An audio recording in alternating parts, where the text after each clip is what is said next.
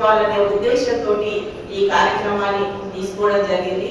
99 రోజుల్లో కూడా ఒక్కో రోజు ఒక కార్యక్రమం తీసుకుంటూ ఒక్కో డిపార్ట్మెంట్ కి అంటే కార్పొరేషన్ పరంగా, హెల్త్ డిపార్ట్మెంట్ పరంగా, అదే విధంగా పోలీస్, ట్రాఫిక్ అన్ని డిపార్ట్మెంట్స్ ని కూడా కోఆర్డినేట్ చేస్తూ ప్రతి డిపార్ట్మెంట్ లో కూడా వారి డిపార్ట్మెంట్ల ప్రాముఖ్యతని తీసుకొని ఈ కార్యక్రమాలు ముందుకు తీసుకెళ్తున్నారు. గౌరవ ముఖ్యమంత్రి గారు మహిళా శిశు సంక్షేమం కోసం అనేక సంక్షేమ కార్యక్రమాలు తీసుకుంటూ వారు ప్రసవాలు కూడా సురక్షితంగా కావాలనే ఉద్దేశం కోసం ప్రత్యేక సేవలు తీసుకొని వస్తున్నారు. ఈ రోజు ఈ అవేర్నెస్ ప్రోగ్రామ్ అనేది చాలా మంచి కార్యక్రమం. వారి ఆలోచన ఒకటే, తల్లి బిడ్డ క్షేమంగా ఉండాలి. తల్లి క్షేమంగా ఉంటే బిడ్డ క్షేమంగా ఉంటది. తల్లి బిడ్డ క్షేమంగా ఉంటే ఆరోగ్యవంతమైన సమాజం ఉంటుందన్న ఆలోచనతోటి ఒక ఆరోగ్యవంతమైన తెలంగాణ కోసం చేస్తున్న కార్యక్రమాన్ని చేపట్టినందుకు ఈ వేదిక ద్వారా గౌరవ ముఖ్యమంత్రి శ్రీ రేవంత్ రెడ్డి గారికి మొట్టమొదటిగా హృదయపూర్వకంగా అభినందనలు, ధన్యవాదాలు తెలియజేస్తున్నాను. ఇంతకుముందే మన డాక్టర్ కావ్య గారు, ఎంపీ గారు ఉన్నారు. వారు చాలా విషయాలు కూడా చెప్పడం జరిగింది. ఇదంతా కూడా డాక్టర్స్ నుంచి ఒక ఫీడ్బ్యాక్ తీసుకుంటే యాజ్ ఏ మదర్స్ గా మా గౌరవ కార్పొరేటర్స్ కూడా వారి సలహాలు సర్పంచ్ కూడా ఇవ్వడానికి వారు కూడా వచ్చారు. వారు ఏదైతుందో అది ప్రాక్టికల్ గా చేస్తుంటారు. గతంలో ఏదో తల్లి అటు నానమ్మలు అంటే కుటుంబ వ్యవస్థ ఉండేది. కుటుంబ వ్యవస్థ ఉండడం వల్ల అందరూ కూడా నానమ్మలు కానీ అమ్మమ్మలు కానీ అందరూ కూడా కాంపులకు ఉండేవాళ్ళు.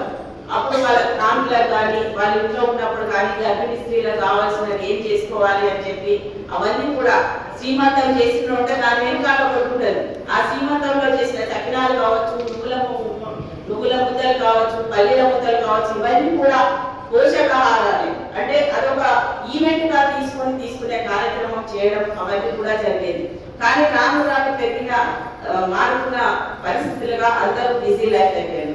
ఈ కుటుంబ వ్యవస్థ అన్నది చాలా తగ్గిపోయింది. సింగిల్ ఫ్యామిలీస్ అయినాయి.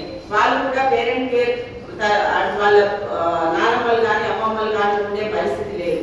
కాబట్టి ఈ కేర్ అన్నది తల్లి తను సొంతకు తీసుకోవడానికి జాబ్స్ లో వెళ్ళడం కావచ్చు, చిన్న పేద బలహీన వర్గాలు కూలీలకు వెళ్ళే వాళ్ళ పరిస్థితి కూడా డిఫరెంట్ ఉంటుంది.